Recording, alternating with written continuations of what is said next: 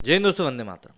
पाकिस्तान एक ऐसा देश है जो कि शायद ही अपनी बेइज्जती कराने का कोई मौका अपने हाथ से जाने देता हो।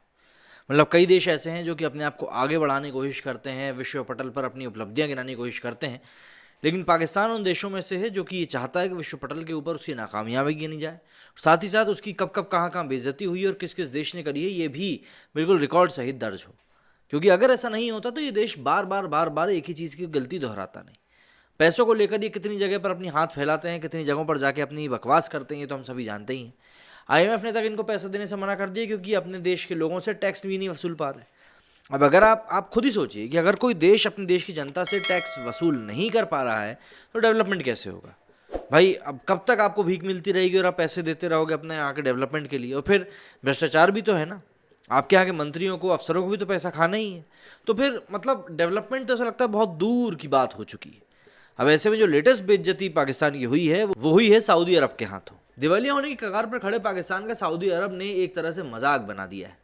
प्रधानमंत्री इमरान खान की सऊदी अरब यात्रा को एक महीने से ज़्यादा गुजर चुका है और अब तक वादे के मुताबिक पाकिस्तान को $3 अरब कर्ज मतलब कि कैश रिजर्व जो था और $1.2 अरब का उधारी पर तेल नहीं मिला है।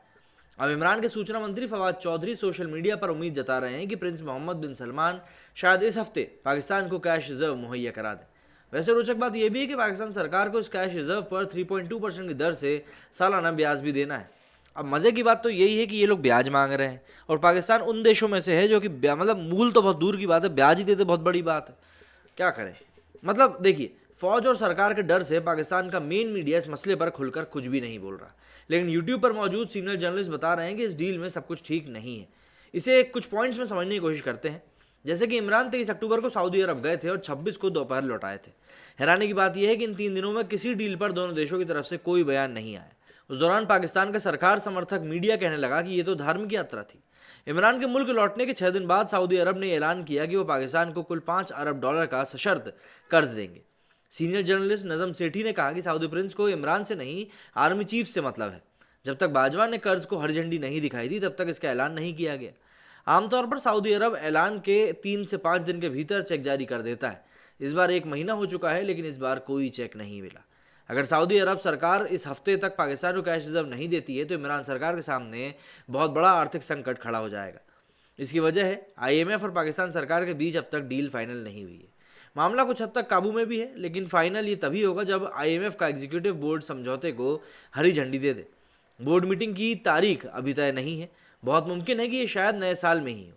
सवाल यह है कि अगर सऊदी अरब ने भी कैश रिजर्व नहीं दिया और आईएमएफ भी $1 अरब किस्त जारी करना नहीं करता है तो इमरान सरकार रोजाना के लिए जो पैसा चाहिए वो आखिर कहाँ से लाएगी।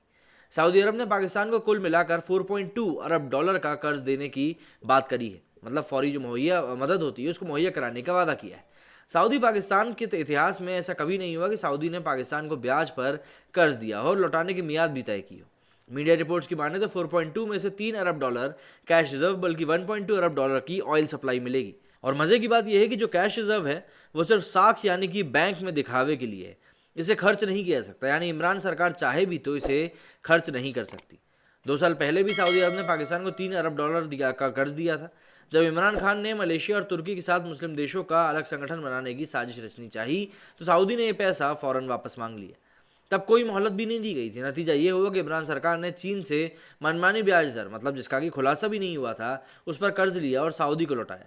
इसके बाद साल भर तक दोनों देशों के रिश्तों में कड़वाहट रही। बड़ी मुश्किल से अब मेल मुलाकात मुमकिन हो पाई है लेकिन वो भी अब सीधे तौर पर सुधरती हुई दिखाई दे नहीं रही क्योंकि भाई यहाँ पर ऐसा लिया लग रहा है कि जो सऊदी अरब है वो कहीं ना कहीं पाकिस्तान के मजे ले रहा है। आपका कहना इस मामले में मुझे कमेंट करके जरूर बताइएगा। मेरे स्टूडियो में फिलहाल नहीं। जय हिंद, जय भारत।